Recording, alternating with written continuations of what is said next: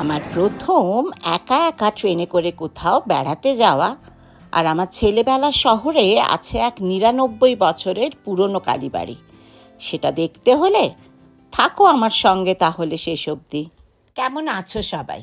পৌঁছে গেছি Sealdah station. Sealdah station এখন কি দারুণ করে সাজানো দেখো।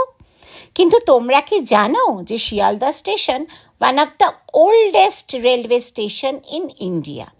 এটা তৈরি হয়েছিল 1869-এ। আর এখন শিয়ালদাতে আবার মেট্রো স্টেশনও হয়ে গেছে। ইস্ট ওয়েস্ট মেট্রো লাইনের মেট্রো স্টেশন এখন এই শিয়ালদা মেইন স্টেশনের পাশেই। চলো আমার সঙ্গে। আজকে আমি যাচ্ছি একটা জায়গাতে, সেটা তো বুঝতেই পারছো যে কোথাও একটা যাচ্ছি, কিন্তু যাচ্ছি সম্পূর্ণ একা। রাত্রে সম্পূর্ণ একা ট্রেনে কোথাও যাওয়া আমার জীবনে এই প্রথম। ঘড়িতে সময় এখন রাত্রির 10:30, কিন্তু শিয়ালদা স্টেশন দেখো লোকে লোকারণ্য। আমার ট্রেন যদিও এখনও দেয়নি, কিন্তু আমি যাচ্ছি, আমি জানি আমার কামরার পজিশনটা কোথায়, সেজন্য একটু আগের দিকে চলে যাচ্ছি ট্রেনে উঠবো বলে। ওই দেখো ঢুকছে আমার ট্রেন প্ল্যাটফর্মে, কিন্তু আমার কোচ একদম সামনের দিকে। এই যে এসে গেছে পদাতিক এক্সপ্রেস। আমি যাচ্ছি নর্থ বেঙ্গল এই পদাতিক এক্সপ্রেসে চড়ে। আজকাল কোচ নাম্বারগুলো এত সুন্দরভাবে ডিসপ্লে করে দেয় যে খুঁজে পেতে একদম অসুবিধে হয় না। আমার যদিও একটু ভয় ভয় করছে, কারণ এরকম সারা রাত ট্রেনে একা আমি কোনো দিনও থাকিনি। তবে ট্রেন বেশ পরিষ্কার পরিচ্ছন্ন।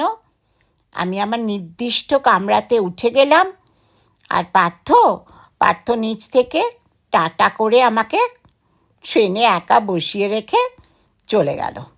তবে ট্রেন একদম ভর্তি, অতএব রাত্রিরে চিন্তা করার কোনো কারণ নেই। বাই বাই কলকাতা কিছুদিনের জন্য। ট্রেন ছাড়তে না ছাড়তেই আমার একেবারে লম্বা ঘুম একটা, দুলতে দুলতে ঘুমোতে ঘুমোতে সকাল হয়ে গেল। চা খাবেন? চা? এই আওয়াজে ঘুম ভেঙে বাইরে দেখি চারিপাশে সবুজ একেবারে, আর ঝকঝকে নীল আকাশ। পৌঁছে গেলাম কিষানগঞ্জ। ট্রেনেই নিয়ে নিলাম রেলওয়ে ক্যাটারিংয়ের ব্রেকফাস্ট, অমলেট আর ব্রেড। এটার প্রাইস হচ্ছে 50 টাকা। কোচ থেকে বেরিয়ে দরজাটা খুলে একটু দাঁড়ালাম। দারুণ সুন্দর বাইরেটা, সবুজ ধানের ক্ষেত।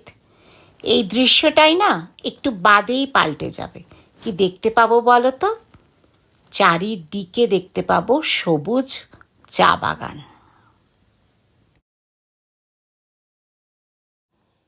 এই দেখো ছেড়ে চলে যাচ্ছে এনজিপি। বেশ কিছু লোক নেমে গেল এখানে। আগে জানো তো বেশিরভাগ ট্রেনই এনজিপি অবধি আসতো, কিন্তু এখন আরেকটু আগেও অনেক ট্রেন যায়। দার্জিলিং মেল তো শুনলাম জলপাইগুড়ি হয়ে হলদিবাড়ি অবধি যাচ্ছে আজকাল। যাই হোক, এর পরের স্টেশনই আমার। এবার আমি জিনিসপত্র গুছিয়ে রেডি হই, নামতে হবে। পৌঁছে গেছি জলপাইগুড়ি রোড স্টেশন। ঘড়িতে এখন সময় সকাল 10টা। একদম রাইট টাইমে ট্রেন ঢুকে গেছে জলপাইগুড়ি রোড স্টেশনে। এই জলপাইগুড়ি রোড স্টেশন জানো তো, যখন তৈরি হয়েছিল তখন না রাত্রিরে আমরা এসে বসে থাকতাম এই জলপাইগুড়ি রোড স্টেশনে। একদম ফাঁকা স্টেশন, একটা দুটো ট্রেন আসতো। সেই জলপাইগুড়ি রোড স্টেশনে দেখছি এখন লিফট লাগানো হয়ে গেছে। ভাবতে পারো কত পরিবর্তন জায়গাটার। এতক্ষণে তো নিশ্চয়ই বুঝতেই পারছো আমি এসেছি জলপাইগুড়ি। এই জলপাইগুড়িতে পড়ে আছে আমার ছেলেবেলাটা। এই জলপাইগুড়ি শহরে থাকতো আমার দাদু আর ঠাকুমা। অতএব বছরে অন্তত 2-3 বার তো জলপাইগুড়িতে আসাই হতো। দরদাম করে 150 টাকা ভাড়া, উঠে পড়েছি টোটোতে। এবার যাচ্ছি বাড়ির উদ্দেশ্যে। জলপাইগুড়ি একটা অত্যন্ত প্রাচীন এবং বর্ধিষ্ণু মফস্বল শহর। আমাদের বাড়ি হচ্ছে বাবুপাড়াতে। এখানকার পাড়ার নামগুলো হাকিমপাড়া, পাণ্ডাপাড়া, রায়কতপাড়া, উকিলপাড়া। এটা হচ্ছে জলপাইগুড়ি কোতোয়ালি থানা। এই থানার পাশে এগোলেই 4-5টা বাড়ি পরেই আমার বাড়ি। এই যে হলুদ পাঁচিলোলা বাড়িটা, এইটা হচ্ছে আমার দাদু ঠাকুমার বাড়ি। এই বাড়িটাতে আমার দাদু ঠাকুমা, কাকা কাকিমা, আমার খুড়তুতো ভাই, এরা সবাই থাকতো। দাঁড়াও, ওই পাশটাতে যাই, তাহলে পুরোটা তোমাদেরকে দেখাতে পারবো। তারপরের যে বাড়িগুলো, ওগুলো হচ্ছে আমার বাবার খুড়তুতো ভাইদের বাড়ি, মানে আমার এখনকার কাকাদের বাড়ি। আমি এখানেই এসেছি। তাহলে ওই কালো পাঁচিল যতদূর চলছে ততদূর হচ্ছে জলপাইগুড়ির চ্যাটার্জি বাড়ি।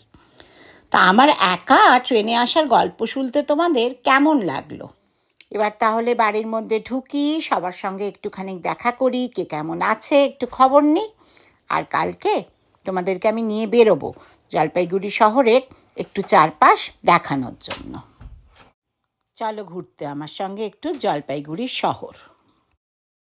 পরদিন সকালবেলায় উঠে গেলাম হচ্ছে জলপাইগুড়ির সবচেয়ে বিখ্যাত কালী মন্দির। এটা হচ্ছে যোগমায়া কালী মন্দির। এটা প্রায় 99 বছরের পুরনো এক কালী মন্দির।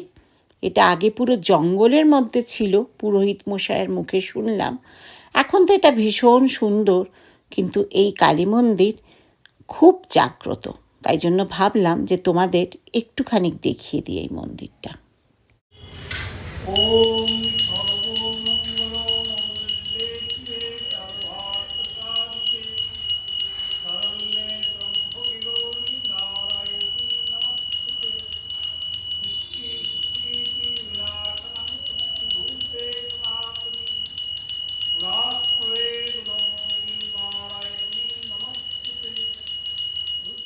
মায়ের দর্শন তোমরাও একটুখানি করে নাও তাহলে।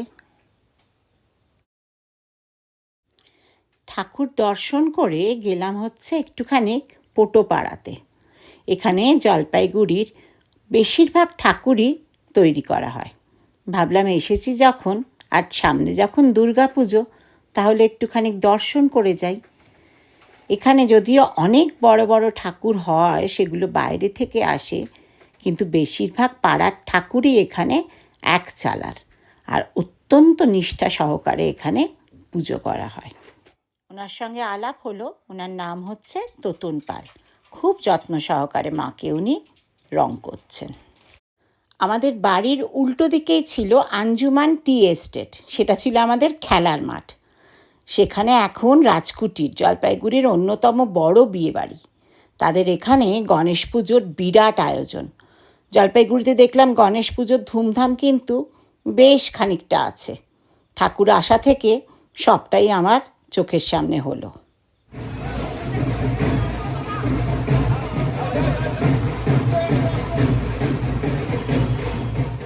পরদিন সকালবেলায় ঠাকুরের জন্য একটুখানি প্রসাদ নিয়ে, রকমারি মোদক এখন দেখলাম জলপাইগুড়িতে, আমি আর আমার কাকিমা গেলাম ঠাকুরের ওখানে অঞ্জলি দিতে।